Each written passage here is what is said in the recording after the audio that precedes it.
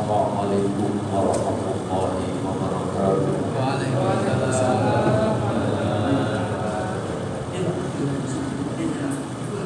Alhamdulillah rabbil alamin. Wa bihi nasta'inu ala umuri dunya waddin. Wassalatu wassalamu ala sayyidina Muhammadin wa ala alihi wa ashabihi wa man tabi'ahu bi ihsanin ila yaumiddin, amma ba'd. Para hadirin, para jamaah Masjid Al-Ikhlas Hadaniyah Allah wa iyyakum ajma'in. Segenap pengurus, mudah-mudahan Allah Subhanahu wa ta'ala senantiasa memberikan tambahnya hidayah kepada kita semuanya. Para jamaah kaum muslimin, kita lanjutkan kembali pelajaran kita ila hadratin Nabi Mustafa Rasulullah sallallahu alaihi wasallam wa azwajihi wa dzurriyyatihi wa sahbihi kiram syuhada lahum al-Fatihah.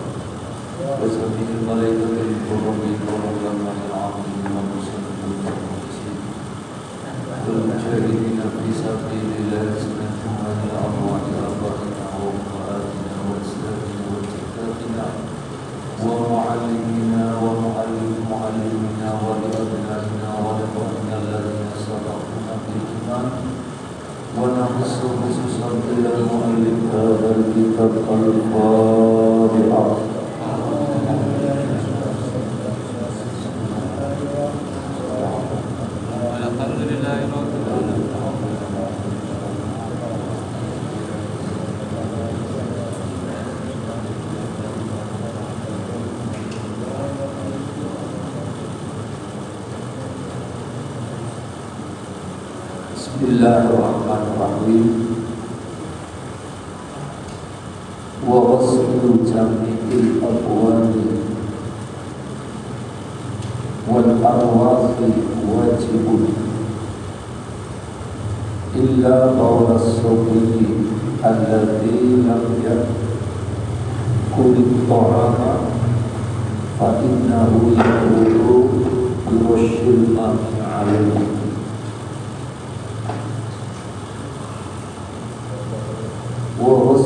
Jami'il abwani. Abwan jamak daripada payung, membasuh semua air seni,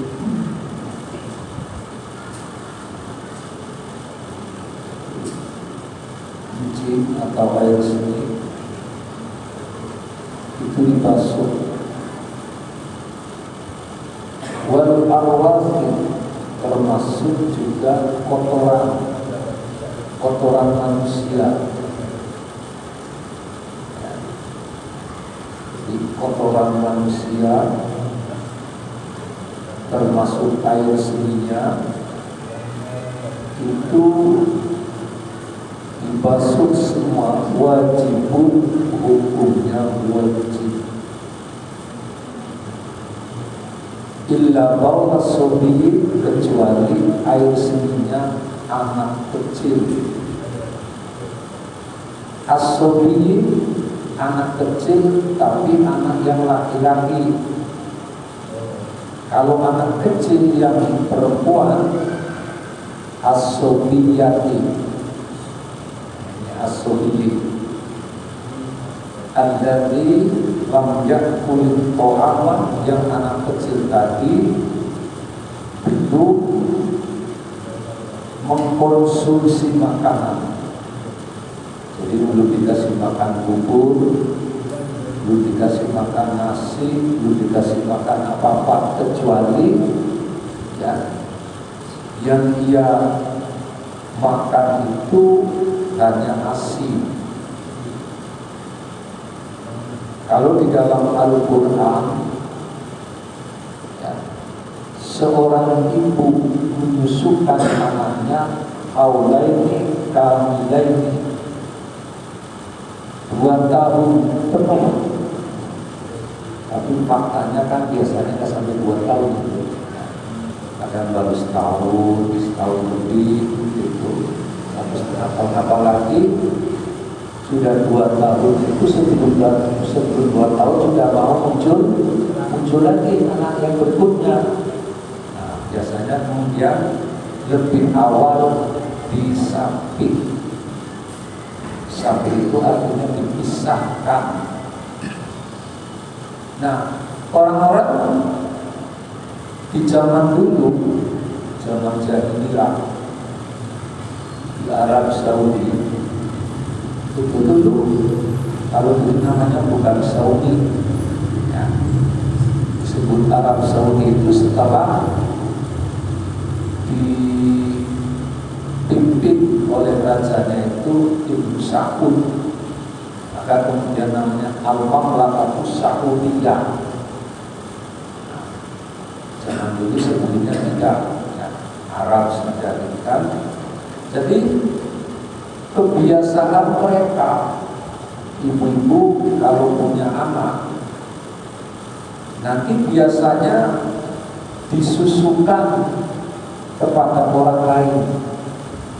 Yang menyusu orang lain dicarikan orang-orang Badui, karena orang Badui itu dianggap yang paling jernih susunya.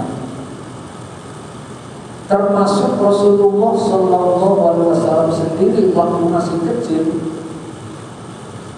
kan menyusu, bukan kepada ibunya.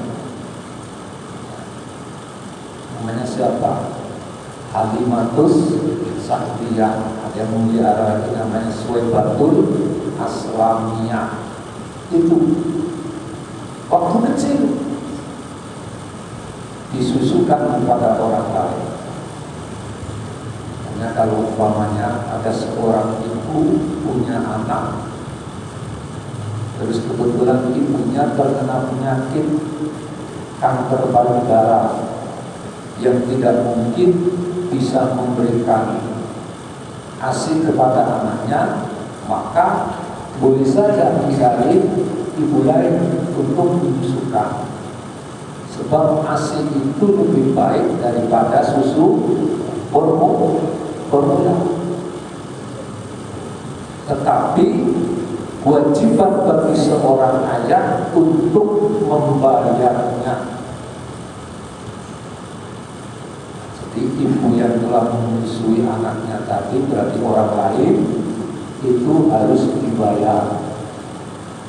Dan kemudian kalau sudah seperti itu, maka itu anaknya sudah menjadi anak sepersusuan. Ini ibu. Nah, ibu ini menyusukan anaknya si ibu A, karena tadi si ibu A punya penyakit kanker payudara. Nah, si ibu A punya anak laki-laki, nyusu sama ibu ini. Taruhlah teman atau saudara atau siapalah. Kemudian ibu ini yang menyusukan punya anak perempuan, itu haram dinikahi.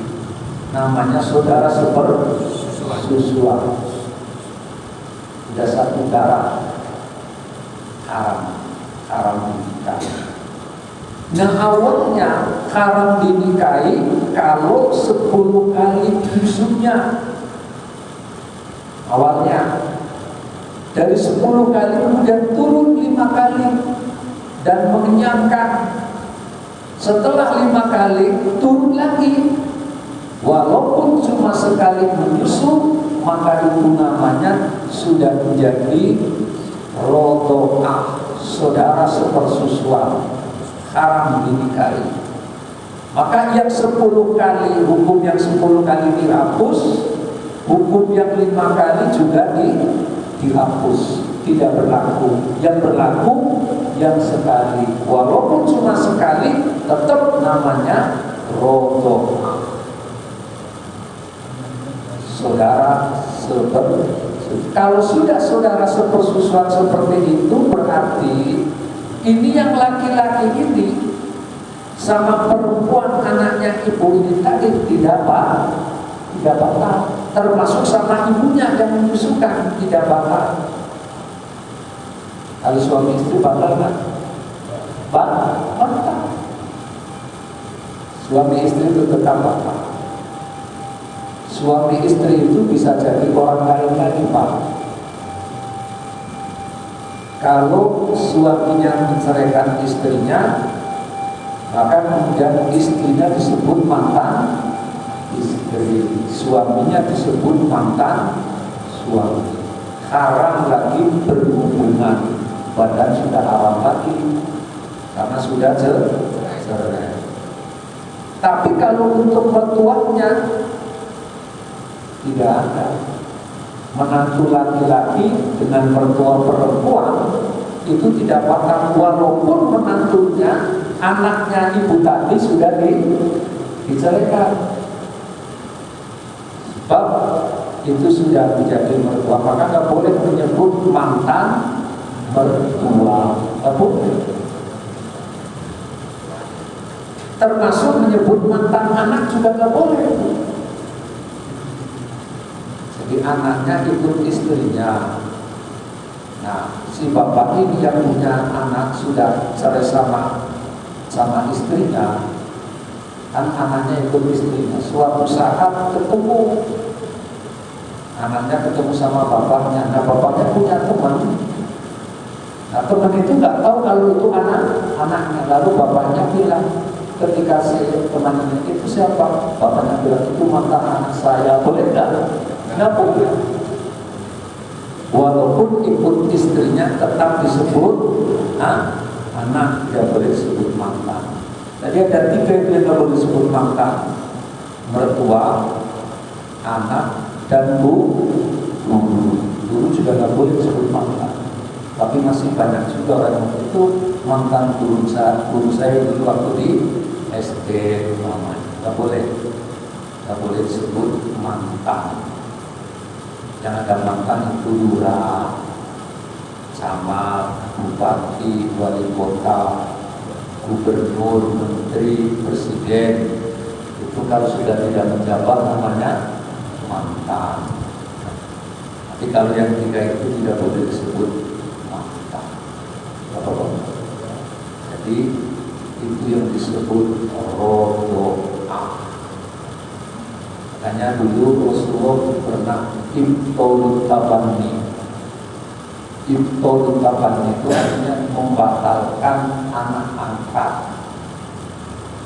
Jadi pernah mengangkat seseorang dijadikan anak, lalu dibatalkan. Kemudian menikahlah anak angkat yang sudah dibatalkan itu dengan orang lain. Di sini menunjukkan bahwa antara orang yang mulia karena dipelihara seorang nabi dengan orang biasa tidak ada bedanya.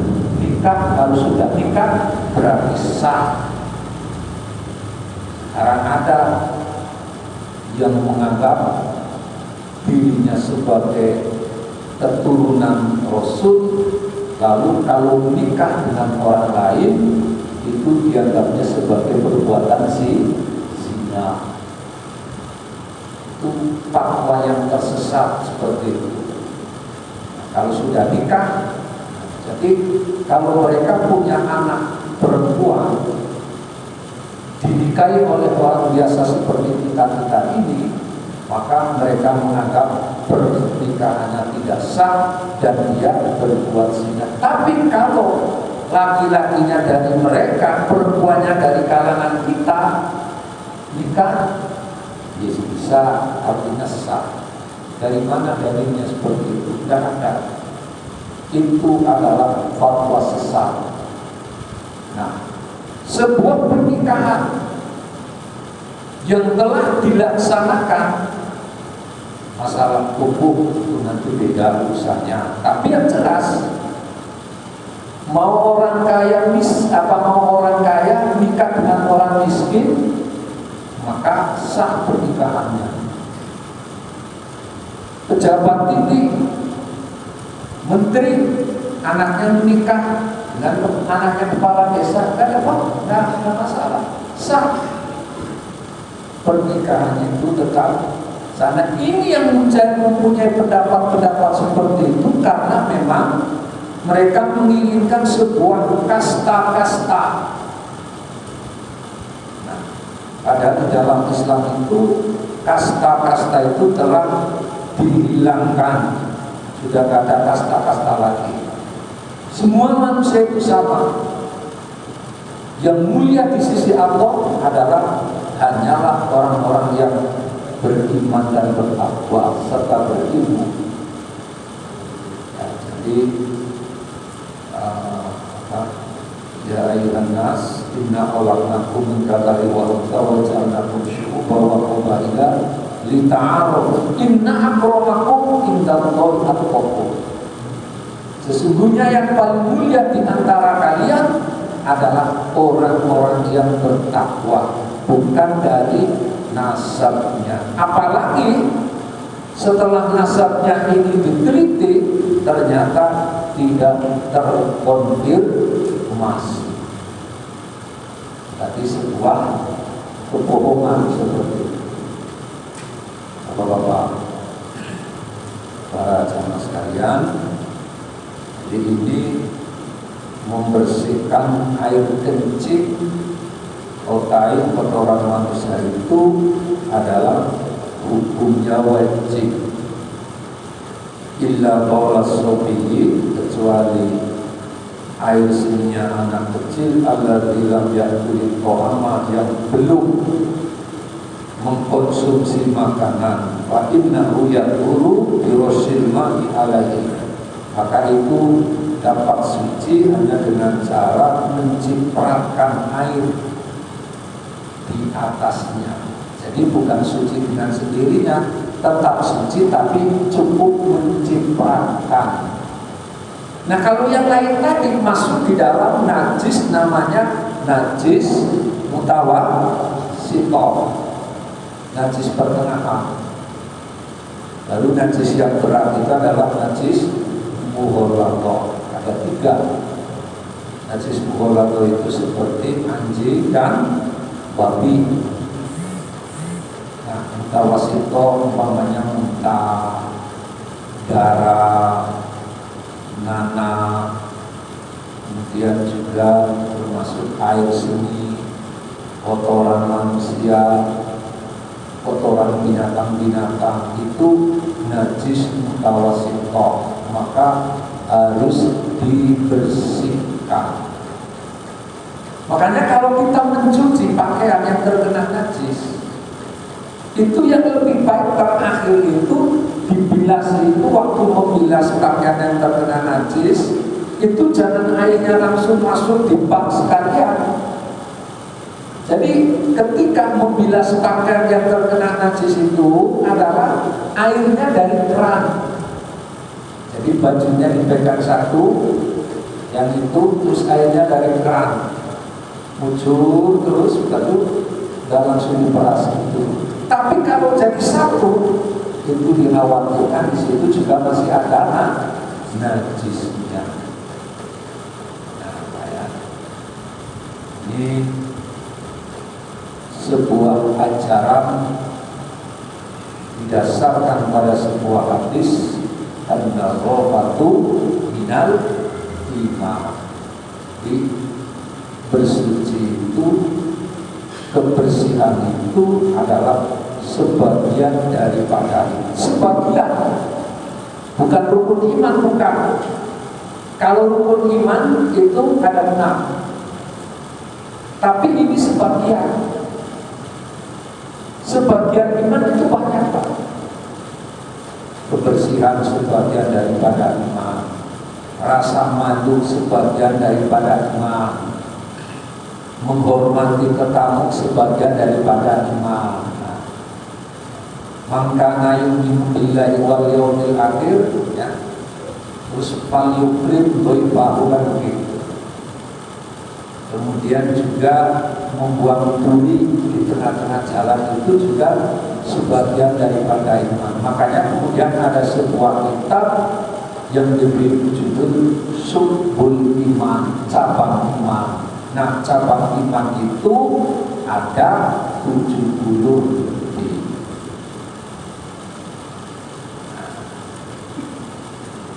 Jadi bapak-bapak, para jemaah sekalian, karena ini bukan rukun iman, ketika orang mengimani, meyakini adanya Allah, meyakini adanya para malaikat, meyakini adanya para rasul, tapi tidak meyakini adanya kitab-kitab yang Allah turunkan kepada Rasul, maka gugur imannya dia itu, ya, gugur imannya. Tapi kalau orang hidup yang tadi dikatakan an-nadhafatu minal iman, kebersihan sebagian daripada iman, dia tidak bersih, kotor, lingkungannya kotor, pakaiannya kotor, semuanya kotor, itu tidak gugur imannya. Tetap dia punya iman, tetapi imannya menjadi berkurang. Yang mestinya sempurna jadi kurang sempurna, karena kebersihan itu bukan merupakan rukun daripada iman, tapi hanya sebagian daripada iman. Islam mengajarkan. Ada orang yang pernah berbicara begini, kamu kalau ingin melihat praktek daripada ajaran Islam itu di sebuah negara yang justru negaranya tidak berpaham Islam, bukan agama Islam. Di mana? Di Jepang. Nah, artinya dalam praktek kehidupan sehari-harinya itu mereka bukan beragama Islam, tapi justru mengamalkan ajaran Islam, disiplin, bersih. Itu kan ajaran Islam. Ya. Orang Jepang nyembahnya apa? Matahari. Orang Jepang itu menyembahnya matahari. Dulu disebut agama Shinto, yang menyembah matahari itu pas siang-siang. Makanya dulu Ki Hasyim Asy'ari itu kan juga dipaksa oleh orang Jepang untuk itu, seperti pas siang hari menyembah matahari, tapi ditolak, dan kemudian akhirnya dimasukkan di dalam penjara, ditahan, dan kemudian tangannya diborgol.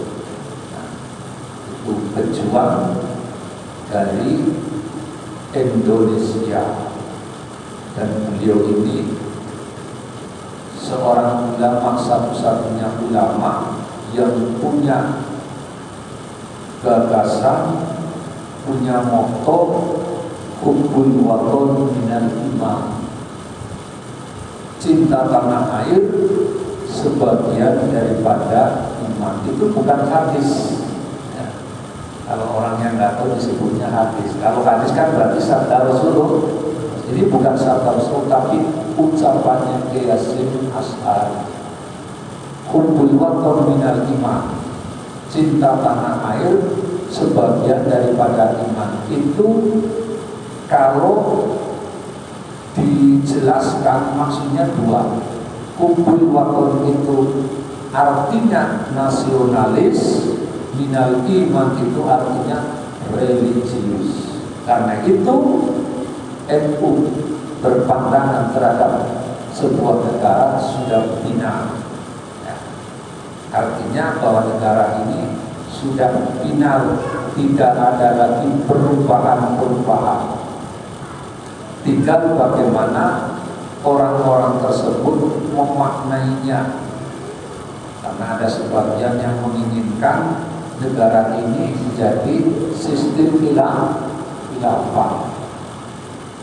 Mereka menganggap bahwa khilafah itu adalah merupakan ajaran Islam yang murni, yang dari Al-Quran. Tidak, ya, ini bersumber daripada seseorang yang mendirikan sebuah gerakan di Palestina namanya Taqiyuddin Al-Abadi, yaitu yang disebut Hizbut Tahrir. Begitu ke Indonesia namanya Hizbut Tahrir Indonesia. Apa singkatannya apa? HTI. Dan itu sudah dibubarkan karena ideologinya bertentangan dengan Pancasila. Dan Pancasila ini mendekati, tidak sama persis, tapi mendekati Piagam Madinah. Piagam Madinah itu sebuah piagam yang dibuat oleh Rasulullah, perjanjian antara penduduk-penduduk di Madinah pada saat itu. Karena pada saat itu penduduk di Madinah itu bukan cuma orang Islam saja, ada orang Nasrani, ada orang Yahudi, ada orang Majusi. Bahkan orang Yahudi itu juga banyak kelompoknya. Ada Yahudi Bani Quraidah, ada Yahudi Bani Qainuqa. Mereka hidup berdampingan bersama-sama di dalam sebuah sistem kepemerintahan yang pada saat itu langsung sebagai kepala negaranya adalah Rasulullah Shallallahu Alaihi Wasallam. Setelah lama bergantinya tahun demi tahun, kemudian sekarang sudah 1445, maka kemudian beberapa puluh tahun yang lalu Mekah dan Madinah itu tidak boleh dihuni oleh orang-orang yang selain daripada agama Islam. Jadi kalau di Mekah dan Madinah itu khusus untuk orang-orang yang beragama Islam, sehingga Mekah dan Madinah itu disebut Haromen. Haromen itu artinya dua tanah yang haram disinggahi, ditempati oleh orang-orang yang agamanya bukan Islam. Sehingga pusat pemerintahannya itu bukan di Mekah, bukan di Madinah, tapi pusat pemerintahannya itu dunia jauh. Ketika umpamanya rajanya menerima tamu dari Amerika, dari mana-mana yang agamanya bukan Islam dan Muslim, maka di sana. Termasuk yang dekat dengan Mekah, yaitu Jeddah. Di Jeddah pun juga banyak orang-orang yang non-Muslim. Saya pernah ke Jeddah. Pada saat di Jeddah persis waktu maghrib, ketemu waktu maghrib. Nah, kalau waktu maghrib di Mekah dan Madinah itu semua toko tutup. Kalau di Mekah dan Madinah itu maghrib semuanya tutup, isya tutup, subuh tutup. Tapi ketika di Jeddah sama seperti di Jakarta, pas maghrib yang sholat-sholat, yang buka-buka toko yang biasa, sama seperti di Jakarta. Dan itu tidak diperlakukan hukuman. Nah, kalau di Mekah di Madinah kan nanti bisa kena itu, kena hukuman. Nah, kayak semacam perdam lah kalau di sini mungkin ya. Jadi kena, ada peraturan daerah. Tapi di Jeddah itu tidak sama seperti di Indonesia, yaitu di Jakarta. Nah, sekarang ini tahun berapa hijriah Pak? 1445. Bulan Muharram ini bulan yang pertama kalau di dalam hitungan kalender Hijriah. Banyak nama-nama tahun. Ada Ada nama tahun seperti Masehi. Masehi itu diambil dari nama Isa Al-Masih. Maka tahun Masehi ini juga biasa disebut dengan tahun Miladiyah. Nah, kalau Masehi itu diambil dari nama Isa Al-Masih, kalau Miladiyah itu diambil dari hari kelahirannya Nabi Isa. Yang menurut keyakinan orang Kristen, Nabi Isa itu dilahirkan di bulan Desember.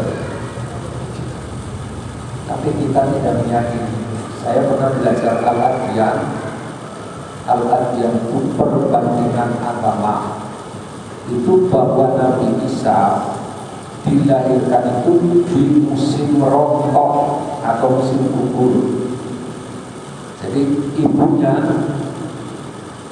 Nabi Isa, Maryam, itu duduk di bawah pohon kurma. Pohon kurma rantingnya digoyang oleh Maryam. Setelah digoyang, jatuh buahnya. Begitu jatuh buahnya dimakan. Setelah makan buah kurma, lalu Maryam melahirkan Nabi Isa. Jadi Nabi Isa itu dilahirkan di bawah pohon kurma. Kalau versinya orang Kristen, Isa itu dilahirkan di kandang domba. Beda. Jadi di kandang domba. Makanya orang-orang yang tidak mau beragama yang mereka yakini itu dianggapnya sebagai domba-domba tersesat. Jadi orang Islam atau orang lain yang bukan orang Muslim itu dianggapnya sebagai domba-domba tersesat. Ya. Beda dengan tahun yang kita pakai, Pak. Kalau tahun yang kita pakai itu adalah namanya tahun Hijriah. Jadi tahun Masehi, tahun Miladiyah itu kultus individu. Waktu Rasulullah masih berada,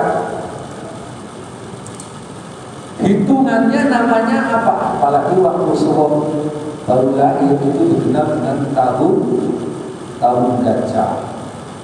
Begitu Rasulullah meninggal dunia, waktu Khalifah Abu Bakar, itu tahunnya yang dipakai namanya tahun kenabian. Umpamanya tahun 10 kenabian, tahun 11 kenabian, tahun 20 kenabian. Itu dihitung. Jadi tahun 10 kenabian itu berarti dihitung 10 tahun semenjak Rasulullah diangkat oleh Allah menjadi Nabi dan Rasul. Terus berlanjut sampai Khalifah Abu Bakar. Nah, kemudian pada waktu Khalifah yang kedua, Khalifah Umar bin Khattab, ada pembaharuan. Antara lain pembaharuan yang dilakukan oleh Umar bin Khattab yang awalnya mengirim surat menggunakan burung merpati. Maka pengiriman surat itu dibuatlah kantor-kantor pos. Sekarang kantor pos sudah berkurang ya fungsinya. Ada sih masih ada, kantornya masih ada, cuma sudah berkurang.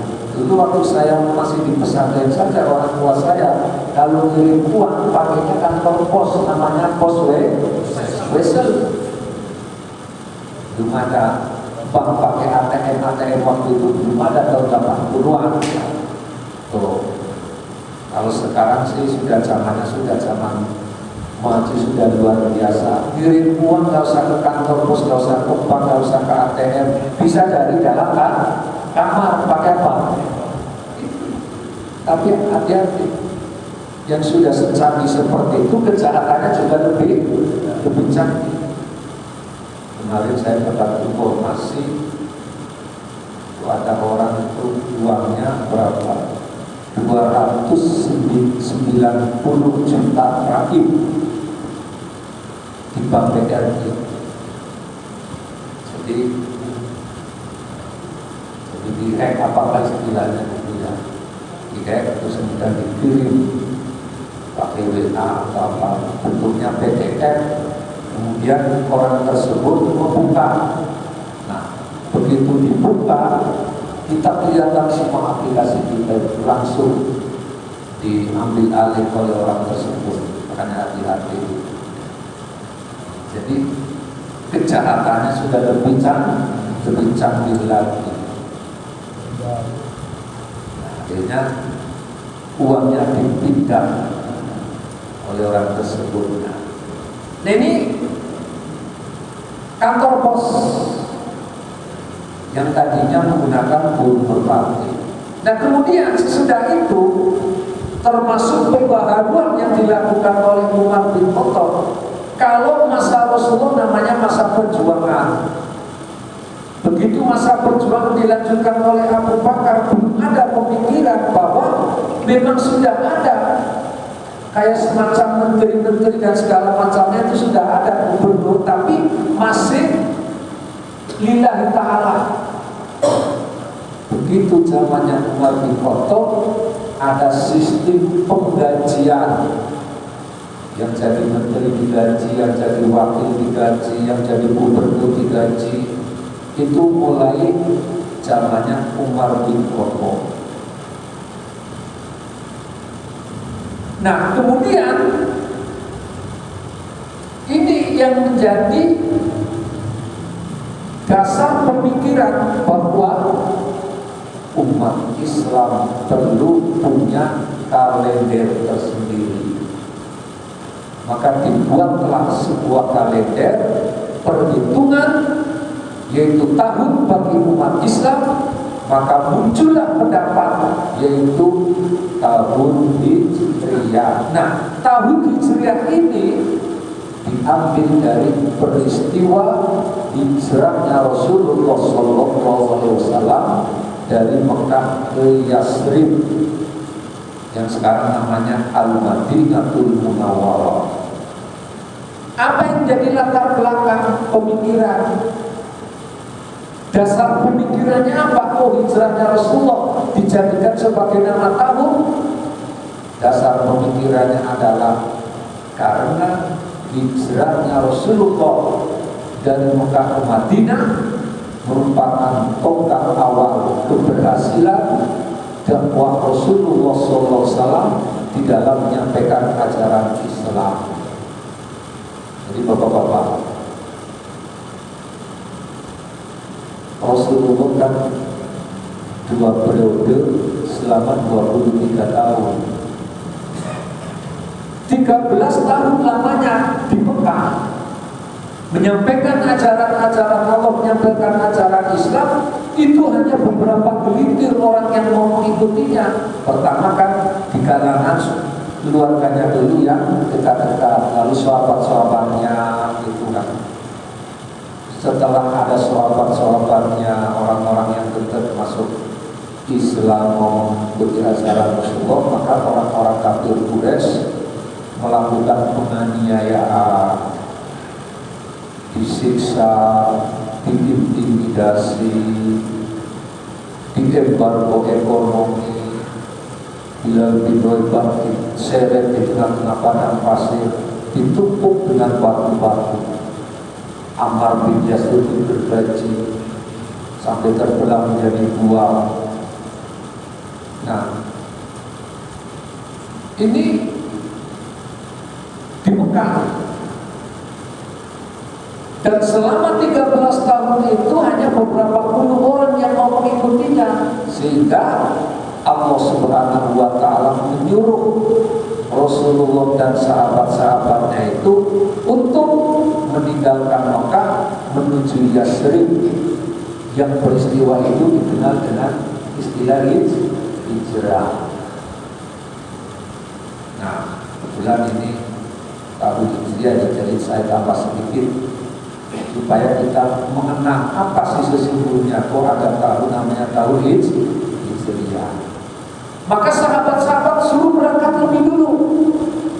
Nah, sahabat-sahabat sudah berangkat lebih dulu.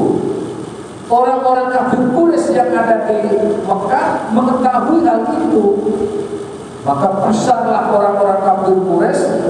Takutlah orang-orang kafir Quraisy kalau nanti tidak lama kemudian Nabi Muhammad pun juga menyusul. Itu seperti yang digambarkan, yang dilukiskan oleh Imam Ja'far al-Barjandi. Wa khawfa Quraisyun ayyal haqqa sallallahu alaihi wasallam bi ashabihi ala al-fadliyah. Orang-orang kafir Quraisy merasa takut, merasa cemas, merasa khawatir kalau saja Rasulullah secara tiba-tiba mendadak menyusul sahabat-sahabat yang telah meninggalkan Mekah menuju ke Yasrib. Nah, sehingga orang kafir Quraisy yang merupakan kelompok yang elit, jadi di sana ada beberapa suku, tapi yang elit itu adalah Quraisy. Suku Quraisy ini mengumpulkan beberapa suku-suku yang ada di Mekah untuk melakukan sebuah konferensi besar, muktamar, ya namanya muktamar. Maka di berikutnya Imam Ja'far al-Barjandi mengatakan faktamaru bikotulihi fa'abidullahu ta'ala min kaidihim wa najah. Maka mereka menyelenggarakan muktamar, menyelenggarakan kongres di sebuah gedung namanya Darun Nadwah. Jadi orang-orang yang dari beberapa suku itu dikumpulkan melakukan kongres. Berjam-jam tidak ada titik temu bagaimana caranya menghambat melajunya Islam. Yang disampaikan oleh Rasulullah, ada yang mengusulkan disuruh ditangkap saja, nanti dijebloskan ke dalam penjara, ditentang. Nah, waktu itu kemudian Abu Bakhtari yang dikenal dengan sebutan Abu Jahal berdiri mengatakan bunuh saja. Muhammad dibunuh, dan yang membunuh semua perwakilan-perwakilan dari berbagai macam suku yang ada di Mekah, supaya nanti keluarganya tidak bisa menuntut. Waktu Abu Jahal mengatakan seperti itu, mereka sorak-sorai menerima itu sebagai pendapat yang itu diterima secara aklamasi. Nah, di situ ada yang ikut rapat, Pak. Iblis ikut rapat, manggut-manggut. Ketika Abu Jahal mengatakan bunuh saja, iblis itu manggut-manggut. Nah, iblis yang rapat itu tidak punya suara, artinya tidak mengusulkan, cuma diam saja. Tetapi ketika usul itu sudah diterima, iblisnya manggut-manggut, artinya mengiyakan apa usul tersebut. Tinggal menunggu hari H.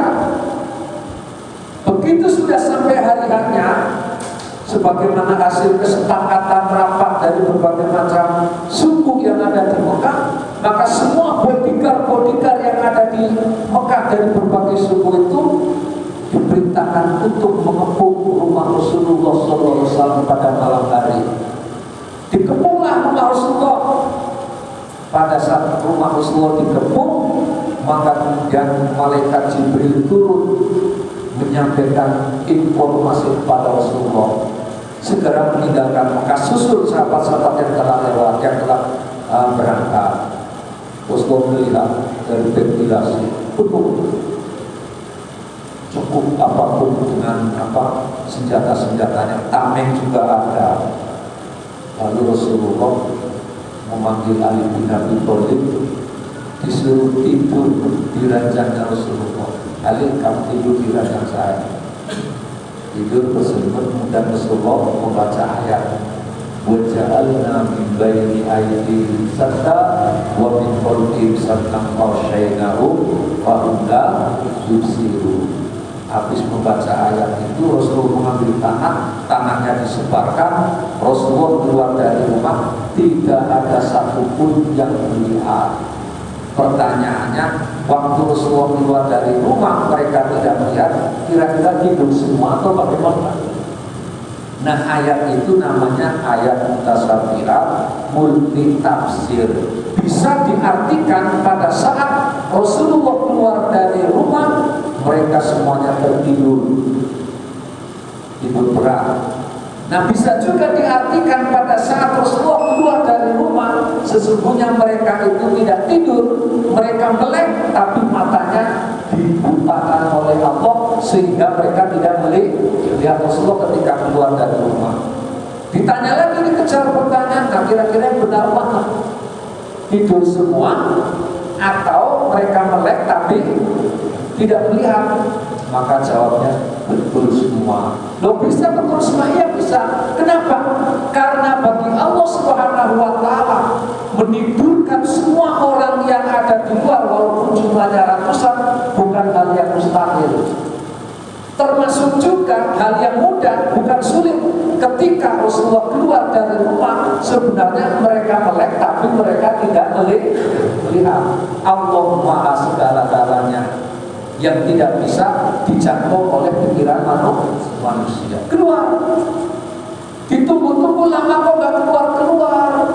Ketika mereka sudah melek, akhirnya pintu digedor dan mereka masuk. Didapatkan orang tidur di ranjang pakai selimut, mau langsung dibunuh, masih penasaran. Begitu dibuka ternyata Ali bin Abi Thalib. Maka kata Allah, kata siapa namanya tadi? Kata Imam Ja'far Al-Barjandi, fahafidhullahu ta'ala min kaidihim wa najah. Maka Allah menyelamatkan Rasulullah dari tipu muslihatnya orang-orang kafir Quraisy yang mau membunuh Rasulullah sallallahu alaihi wasallam. Sampailah Rasulullah ke Madinah. Begitu di Madinah tahun pertama kemudian diperintahkan untuk melakukan sholat Jumat. Di Mekah itu belum ada sholat Jumat, belum diwajibkan sholat Jumat. Sholat Jumat baru diwajibkan di Madinah. Sekaligus disyariatkan untuk adzan. Jadi kalau memanggil dalam masuk waktu sholat adzan, tadinya ada yang mengusulkan supaya dibunyikan lonceng itu sebagai waktu memanggil waktu, memberitahu tentang masuknya waktu, maka dibunyikan lonceng. Tetapi akhirnya kemudian yang disetujui adalah adzan, karena ada sahabat yang mimpi itu untuk memanggil sholat itu memberitahu dalam masuknya waktu itu melalui adzan. Terus berganti tahun itu sampai tahun ke-6. Tahun ke-6 Hijriah, Rasulullah Shallallahu Alaihi Wasallam mendapatkan perintah dari Allah berkewajiban melaksanakan ibadah haji. Nah, di tahun 6 Hijriah, Rasulullah ke Mekah bersama sahabat-sahabat itu bukan untuk menunaikan ibadah haji, melainkan untuk melaksanakan umroh. Sampai di suatu tempat namanya Hudaybiyah, diblokir, tidak boleh masuk ke Mekah kecuali Utsman bin Affan. Akhirnya diputuslah Utsman bin Affan untuk negosiasi. 2 hari 3 hari nggak pulang-pulang. Desas-desus berita Umar Utsman bin Affan itu telah dibunuh. Begitu ada desas-desus seperti itu, akhirnya sahabat-sahabat melakukan sebuah baiat kepada Rasulullah untuk melakukan perlawanan kepada mereka. Maka mereka itu sahabat-sahabat itu melakukan baiat yang disebut dengan baiatul ridwan. Ternyata Utsman bin Affan masih hidup. Lalu terjadilah perjanjian. Kemudian perjanjian itulah dikenal dengan perjanjian Hudaybiyah. Nah, perjanjian Hudaybiyah itu ada poin-poin yang merugikan Rasulullah umat Islam. Pertama, kalimat Bismillahirrahmanirrahim dibuang. Mereka nggak mau pakai Bismillahirrahmanirrahim. Yang kedua, kalimat Muhammadur Rasulullah, mereka nggak mau. Akhirnya Muhammad Rasulullah diganti menjadi Muhammad ibnu Abdillah. Jadi bukan Muhammad Rasulullah lagi. Lalu kemudian selama 2 tahun, selama 10 tahun diadakan gencatan senjata. Nah ini yang selama 10 tahun diadakan gencatan senjata ini termasuk yang menguntungkan umat Islam. Rasulullah juga suka.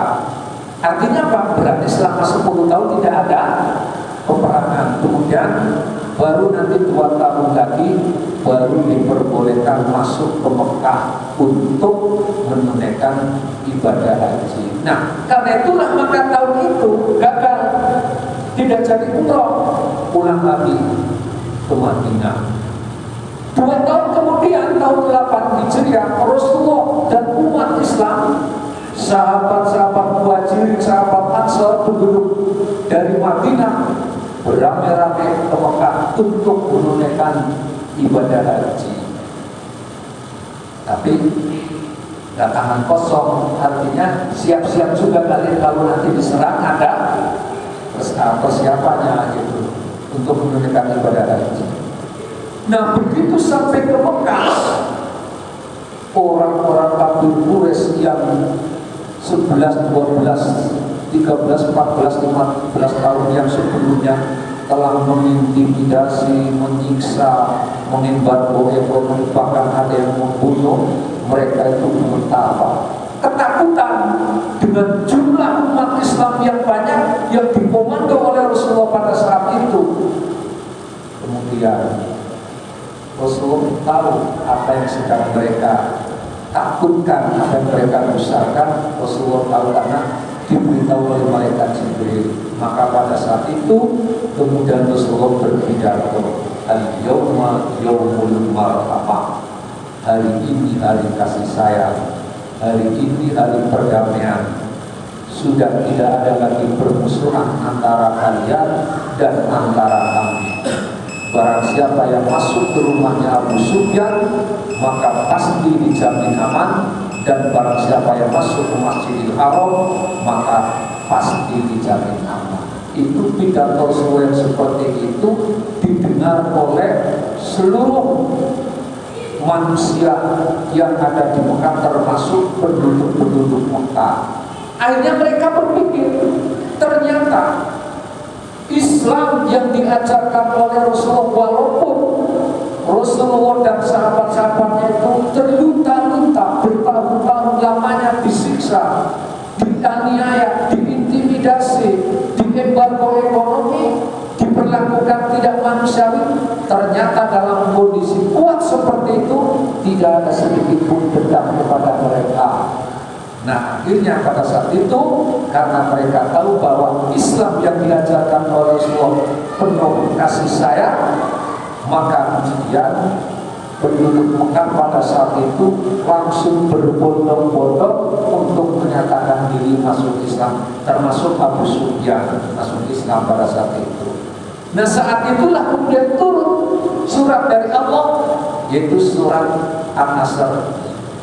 Idza Anasrullahi wal fath wa ra'aitan nasa yaquluna fi dinillahi afwajan fasabbih bihamdi rabbika wastaghfirhu innahu kana tawwaba. Mekah berada di dalam genggaman Rasulullah, tetapi tidak sampai terjadi korban jiwa, tidak ada setetes darah pun yang mengalir. Coba bandingkan, setiap kepemimpinan, setiap presiden yang jatuh itu biasanya selalu ada korban jiwa. Dulu waktu Presiden Soekarno ada korban jiwanya mati, bahkan orangnya mahasiswa yang mati itu kemudian diabadikan menjadi nama masjid. Namanya masjid apa? Arif Rahman itu di Bukti. Soeharto jatuh lengser, banyak korban jiwanya. Mahasiswa dari Trisakti, dari UI, dari macam-macam banyak korbannya, termasuk peristiwa Jogja. Jogja bukan Yogyakarta, tapi Jogja apa? Jogja di Klender itu. Berapa ratus orang yang meninggal itu karena dibakar. Tapi ada satu presiden yang saat dilengserkan tidak ada korban jiwa, yaitu saat yang dilengsarkan adalah Kiai Haji Abdurrahman Wahid, karena beliau seorang ulama, beliau meneladani daripada perilaku yang diajarkan oleh Rasulullah SAW, sampai beliau mengatakan apa? Tidak ada sedikit pun jabatan yang harus dipertahankan dengan menumpahkan darah. Makanya di kuburan beliau di atasnya ditulis, ya, ada tulisan bahwa beliau termasuk adalah humanisme. Kemanusiaan itu lebih diutamakan. Kenapa? Yang namanya sebuah kepemimpinan, kekuasaan itu adalah untuk kemaslahatan umat. Karena itu jangan sampai kemaslahatan umat itu diperjuangkan dengan cara-cara yang seperti itu. Maka akhirnya kemudian rela untuk turun, tapi tidak sampai terjadi korban jiwa, tidak terjadi darah menetes kemana-mana. Ini berlandaskan kepada sebuah kaidah terkul mafasid muqaddamun ala jalbil masoleh, menghindari terjadinya korban jiwa, menghindari terjadinya pertumpahan darah itu harus lebih diutamakan ketimbang sekedar mempertahankan jabatan. Nah, para hadirin, para jamaah sekalian, itu daripada peristiwa hijrahnya Rasulullah SAW. Kenapa kemudian oleh Umar bin Khattab sebagai khalifah yang kedua bahwa hijrahnya Rasulullah ini perlu diabadikan dan perlu dikenang oleh umat Islam menjadi nama tahun? Karena dari peristiwa hijrah yang hanya sekelompok kecil dari orang yang terluka-luka, orang yang dianiaya, orang yang dinista, orang yang diperlakukan tidak manusiawi, pindah ke Madinah hanya dalam kurun waktu 6 tahun sudah menjadi kekuatan yang luar biasa yang sudah menggoncangkan penduduk-penduduk yang ada di Mekah. Nah, jadi tidak perlu kultus individu kayak seperti tahun Masehi, tahun Miladiyah. Ada di Jawa namanya tahun apa, Pak? Tahun Saka. Tahun Saka itu kultus individu. Tahun Saka itu diambil dari nama orang, yaitu Haji Saka yang datang dari India. Termasuk nama bulan itu sebelum Masehi, namanya bulan Juli. Itu bulan Juli dari nama orang. Asalnya nama orang itu Julius Caesar, ya. Julius Caesar pada saat puncak kejayaannya ingin mengabadikan nama dirinya di dalam nama bulan, sehingga bulan Sentilis diganti menjadi bulan Juli. Akhirnya Julius Caesar matinya dibunuh oleh komplotan Brutus. Begitu dibunuh oleh komplotan Brutus, maka naiklah anak angkatnya yang bernama Octavianus Augustus, menjadikan Kaisar, menggantikan Julius Caesar. Nah, pada saat puncak-puncak kejayaannya, Octavianus Augustus mengabadikan nama dirinya menjadi nama bulan, sehingga bulan Quintilis diganti menjadi bulan Agustus. Nah, yang tidak main-mainnya lagi, Octavianus Augustus ini mensejajarkan dengan Julius Caesar. Bulan Juli kan usianya berapa? 31. Nah, bulan Quintilis tadinya cuma 29 hari sebulan. Akhirnya dia tambah dua hari lagi, sehingga bulan Agustus jumlah harinya sama berapa? 31 hari. Jadi bulan Agustus 31 hari itu secaranya begitu, bukan kayak dulu kita belajar begini kan? Kan dulu kayak begini. Nah, itu tidak harus secaranya seperti itu. Nah, baiklah Bapak-bapak, itu sebagai tambahan taklim kita pada kesempatan malam ini, karena memang dalam momen tahun baru ya, mudah-mudahan ada manfaatnya buat kita semuanya.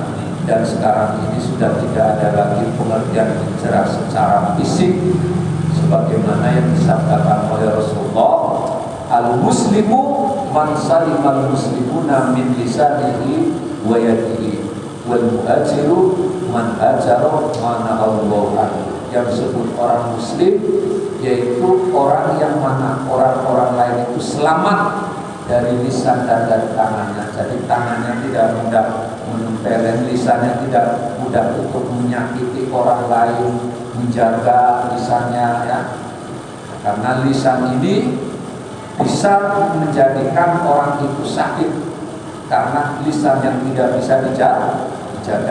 Kemudian yang wal muhajiru man hajara man Allah, yang disebut muhajir, yang disebut orang-orang hijrah itu bukan hijrah dari namanya daerah apa? Sunter ke Bogor, bukan.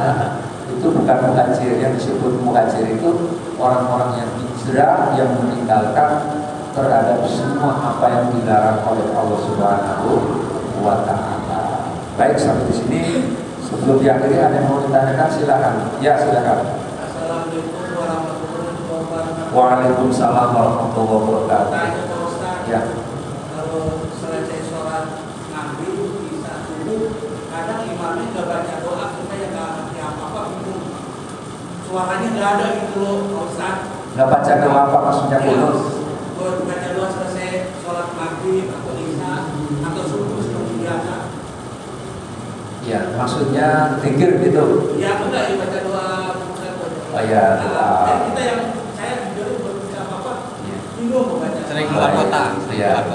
Baik, baiklah. Memang makanya dulu dengan bijaknya ulama-ulama dulu itu, kenapa kalau sholat itu habis sholat itu membaca zikir bersama-sama, lalu juga doa itu dalam rangka mengajari kepada umatnya, kepada masyarakatnya yang masih awam.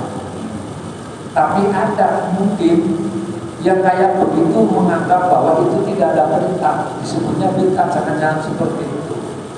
Nah, dulu betapa bijaknya orang-orang dulu. Ketika sholat, sebelum sholat ada puji-pujian dulu. Nah, kemudian habis sholat zikir. Nah, kalau sudah terbiasa zikir dengan bersama-sama, dibaca, diucapkan setiap hari, sebulan, 2 bulan, orang-orang yang awam nanti lama-lama apa kan seperti itu. Termasuk doa. Nah, doa ini ketika seorang imam berdoa yang lainnya mengamini, itu akan lebih mudah atau akan lebih akan lebih dikabulkan oleh Allah. Karena apa? Satu berdoa, yang lainnya mengamini daripada doa sendiri. Doa sendiri belum tentu, tapi kalau satu yang berdoa, yang lainnya mengamini, insya Allah doanya itu dikabulkan oleh Allah Subhanahu wa Ta'ala. Karena itu masih ada cara. Artinya ketika Bapak sholat seperti itu, lalu imamnya tidak berdoa atau diam, saya nggak bisa berdoa, Bapak jangan putus asa. Karena bahwa berdoa itu tidak mesti harus pakai bahasa Arab. Bapak bisa berdoa sendiri dengan bahasa yang Bapak bisa, gitu. Bisa pakai bahasa Sunda, bisa pakai bahasa Indonesia, bisa pakai bahasa daerah. Allah Maha mengetahui, Maha alim. Jadi Bapak bisa berdoa sendiri. Kalau ketemu dengan imam yang pada waktu itu habis sholat tidak mau doa dikeraskan, gitu kan? Ya, baik. Baik, saya kira sampai sini. Rabbana qulna bisana wa bihamdika rabbana lakuna minal muslimin. Allahumma zidna ilman nafi'a wa zidna ilman wasi'a. Rabbana atina fid dunya hasanah wa fil akhirati hasanah wa qina adzabannar. Subhana rabbika rabbil izzati amma yasifun wa salamun alal mursalin walhamdulillahi rabbil alamin. Assalamualaikum warahmatullahi wabarakatuh.